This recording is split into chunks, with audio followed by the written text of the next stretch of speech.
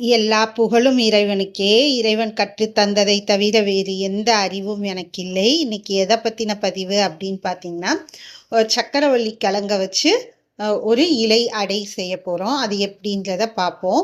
அதற்கு தேவையான பொருட்கள் என்னென்னு பார்ப்போம். பாயில்டு ஸ்வீட் பொட்டேட்டோ, அதாவது நான் என்ன பண்ணியிருக்கேன்னா, சக்கரவள்ளி கிழங்க வேக வச்சு தோல் உரித்து வச்சுருக்கேன். ரைஸ் ஃப்ளார் அரிசி மாவு, பிளாக் செஸ்மி சீடு, கருப்பு எள்ளு, ஜாகரி, வெல்லம். அதாவது நீங்கள் வெல்லம் போட்டுக்கலாம், இல்லாட்டினா நாட்டு சக்கரை, கருப்பட்டி எது வேணால் போட்டுக்கலாம். கிரேட்டட் கோகனட், திருகிய தேங்காய் துருவல். இதுதான் இதுக்கு தேவையான பொருட்கள். அப்புறம் ஒன்று என்னென்னா, இது வாழை இலை. ஏன்னா வாழை இலையில் வச்சு தான் இந்த இலை அடை செய்ய போகிறோம். அதனால் இந்த வாழை இலை. வாங்க என்ன பண்ணிக்கலான்னா, எள்ளை கொஞ்சம் வறுத்துக்கலாம். ஏன் எள்ளை வறுக்க சொல்லிட்டேன்னா, அது வறுக்கிறப்போ அதனுடைய மனம் ரொம்ப நல்லாயிருக்கும். அதனால் இப்போது எள்ளை வறுத்துக்கலாம்.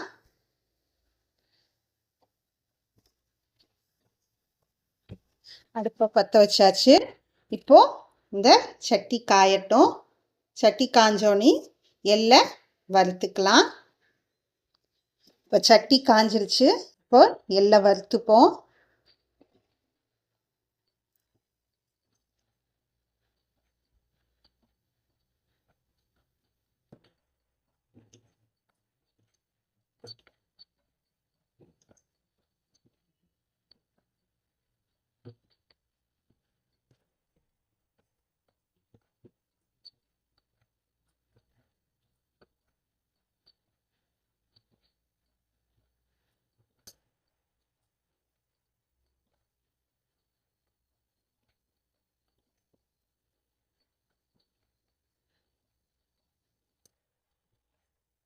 இப்போது எல்லாம் வறுத்தாச்சு.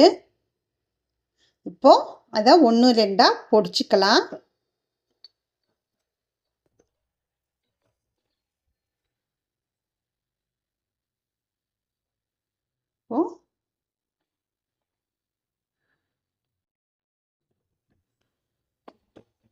இப்போ 1-2 எள்ளை தட்டி எடுத்துக்கலாம். ரொம்பலாம் இது பண்ண வேணாம். பாருங்க, இந்த அளவுக்கு எள்ளை பொடிச்சுக்கிட்டா போதும்.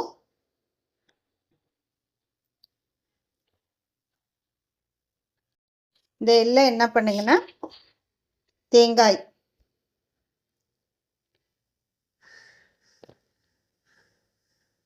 இந்த எள்ளை என்ன பண்ணுங்க, பொடிச்ச எள்ளை இந்த தேங்காயில் போட்டுக்கோங்க.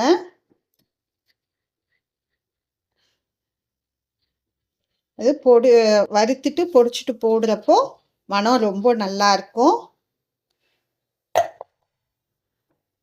அப்புறம் நான் வெல்லம் நிறைய போட போகிறதில்ல, கம்மியாக தான் போட போகிறேன். ஏன்னா நம்ம சக்கரவள்ளி கிழங்கு இனிப்பாக தான் இருக்கும். அதனால எதையும் நான் அடுப்பில் வைக்கலை இப்போ வரைக்கும். போட்டு எல்லாத்தையும் சேர்த்து பிசைஞ்சுக்கோங்க. தேங்காய், எள்ளு, வெல்லம், இல்லாட்டினா நாட்டு சக்கரை, இதை பிசைஞ்சு வச்சுக்கோங்க.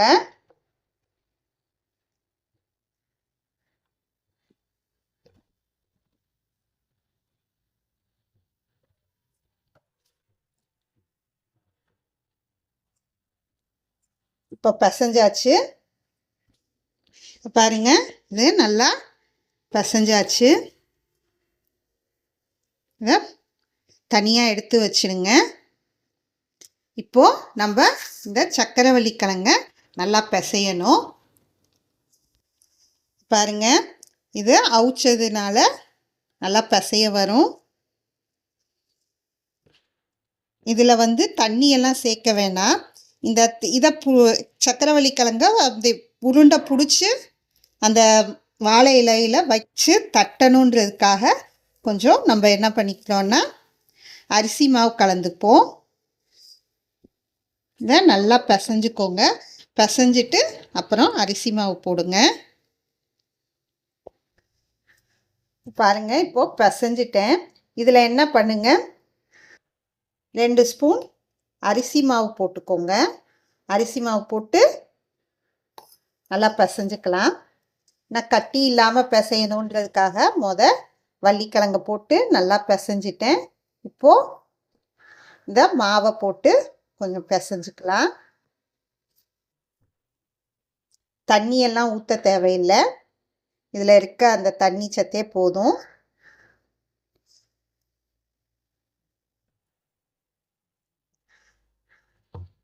பாருங்க, தண்ணியே தேவைப்படல பாருங்க.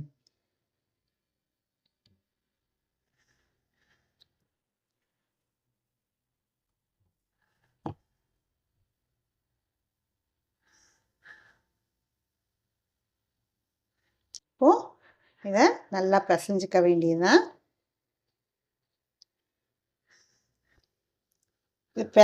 பிசைகிறப்போ உருட்டி பாருங்க, உருட்டை வருதான்னு.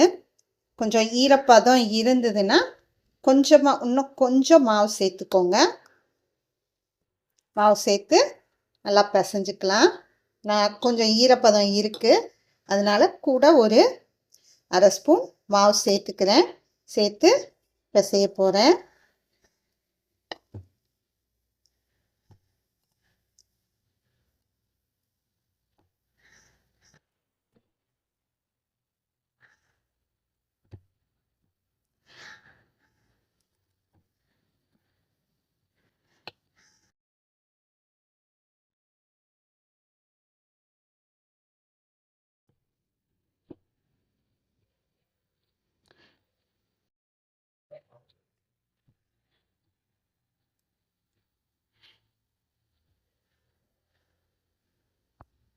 இப்போ பாருங்கள், நல்லா பிசைஞ்சாச்சு. இப்போ என்ன பண்ணுங்க, உருண்டை பிடிச்சி வாழை இலையில் வச்சு தட்டி அந்த தட்டின நடுவில் பூரணத்தை வச்சு இது பண்ண வேண்டியதுதான்.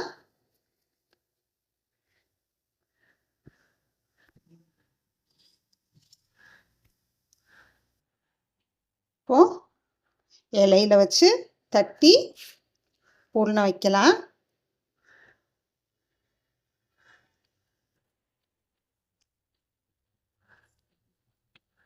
பாருங்க, இலையில் இது மாதிரி தட்டிடுங்க.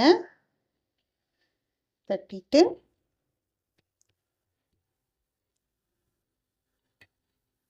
ஸ்மாஷர் இருந்தால் நீங்கள் ஸ்மாஷ் பண்ணி பண்ணலாம். இது மாதிரி உலர்க்க பூரணத்தை வச்சு மூடிட வேண்டியதுதான். மூடி இது மாதிரி எடுத்து வச்சுக்கோங்க.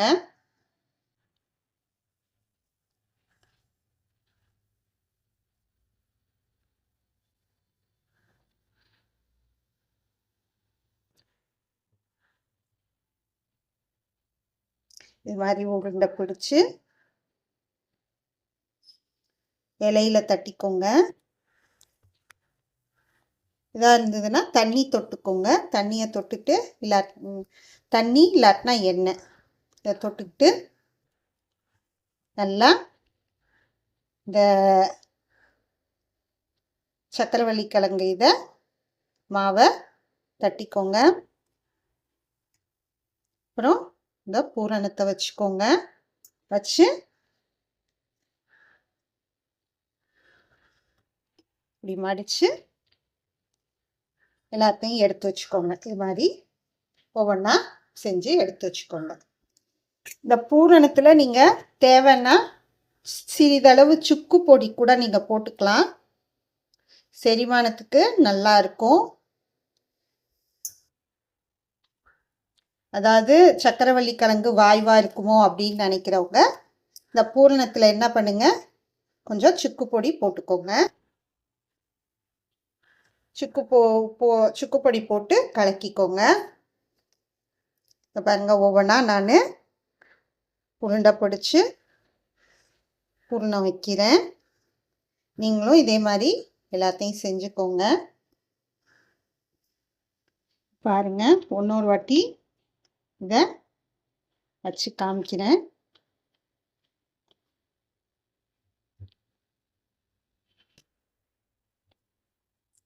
நல்லா தட்டிக்கிட்டு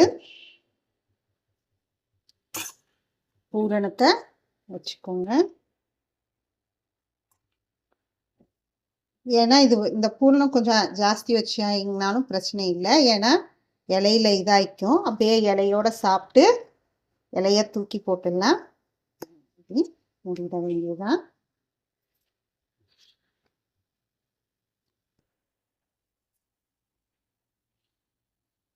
இங்க இதை வாழை இலையில தான் செய்யணும்னு இல்லை. இப்போ வாழை இலை கிடைச்சதுன்னா வாழை இலையில செய்யுங்க, இல்லாட்டினா வெற்றிலையில செய்யலாம், இல்லாட்டினா லட்சக்கொட்டை இலை இருக்கு இல்லையா, அதுல செய்யலாம். இந்த மாதிரி அகலமா இருக்க இலைகள்ல செய்யலாம். இலை அடைய இது நம்ம சக்கரவள்ளி கிழங்கு வேக வச்சிருக்கோம். மாவு தான் அதுல போட்டிருக்க மாவு தான் கொஞ்சம் வேகணும். மற்ற எல்லா பொருட்களுமே வெந்த பொருட்கள் தான். அப்படியே இலையோட அப்படியே மடிச்சு அமுக்கி விட்டுடுங்க.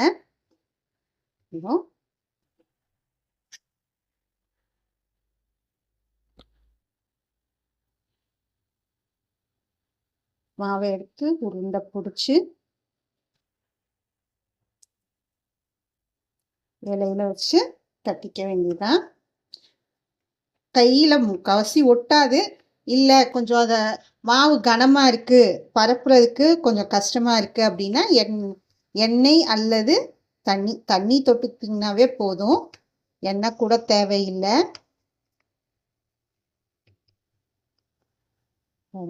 தட்டிக்கிட்டாச்சா? இப்போ இந்த பூரணத்தை வச்சுக்கலாம்.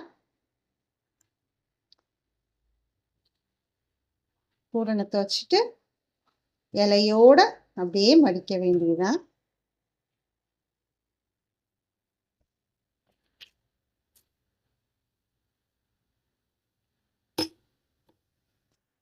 இலையோட மடிச்சு இப்படி இந்த மாதிரி எல்லாத்தையுமே எடுத்து வச்சுக்க வேண்டியதுதான். மடிச்சு அதுக்கப்புறம் இட்லி சட்டி இருக்கு இல்லையா, அதை இப்போ இட்லி அவிக்கிற மாதிரி அவிச்சிட வேண்டியதுதான்.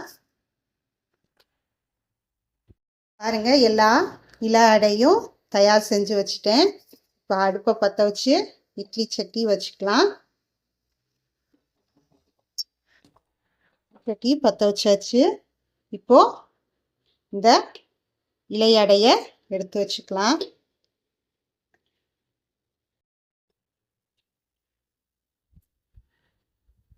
இந்த இலை அடை எப்படி வெந்துருச்சு அப்படிங்கிறதுக்கு அடையாளம் என்னன்னா, இந்த வாழை இலையோட நிறம் மாறிடும்.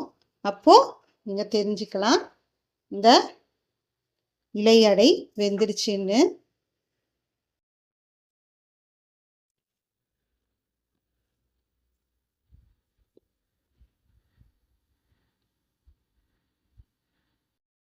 இப்போ எல்லாமே அடுக்கி வச்சாச்சு. இப்போ இட்லி மூடியை போட்டு வேக விட்டுக்கலாம். இப்போ இட்லி சட்டி இல்லாதவங்க என்ன பண்ணுங்கன்னா, குக்கர் இருக்கு இல்லையா, குக்கரில் தண்ணி வச்சுட்டு ஒரு கோப்பையில் இந்த செஞ்சு வச்ச இலை அடையெல்லாம் வச்சு நம்ம எப்பொழுதும் இட்லி வேக வைப்போம் இல்லையா குக்கரில், அது மாதிரி கூட நீங்கள் வேக வச்சுக்கலாம்.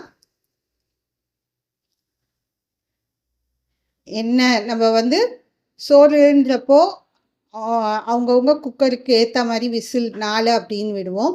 அதில் ஒரு விசில் விட்டாவே இந்த இலை அடை வெந்துடும். இப்போ இது வேகட்டும். வெந்ததுக்கப்புறம் அடுத்த இலை அடைகளை வச்சு வேக வச்சுக்கலாம். வாங்க வேக வச்சதை எப்படி வெந்திருக்குன்னு பார்ப்போம். பாருங்க, கொஞ்சம் இலையோட நிறம் மாறி இருக்கு. ஒன்றும் கொஞ்சம் வேகட்டும். இந்த இலையோட நிறம் ஒன்று கொஞ்சம் மாறினதுக்கப்புறம் இந்த இலையடைய எடுத்துடலாம். அது வரைக்கும் வேகட்டும்.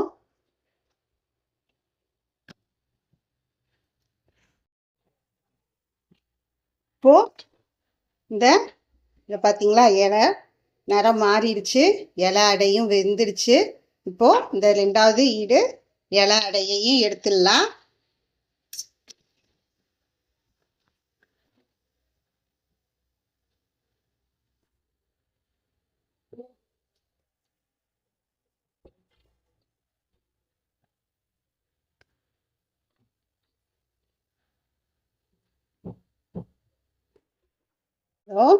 எல்லா இலையடையும் எடுத்தாச்சு.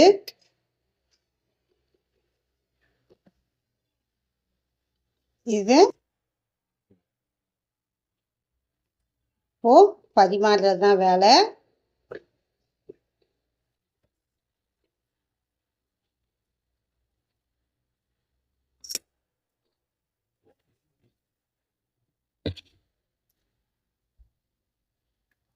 பாருங்க, இந்த இலையடை இப்படிதான் இருக்கும். பாருங்க, நல்லா இருக்கு பாருங்க. இப்படிதான் அருமையா இருக்கும். சுவையும் ரொம்ப நல்லா இருக்கும். மிக எளிமையானது. நீங்களும் செய்து சுவைத்து மகிழுங்கள்.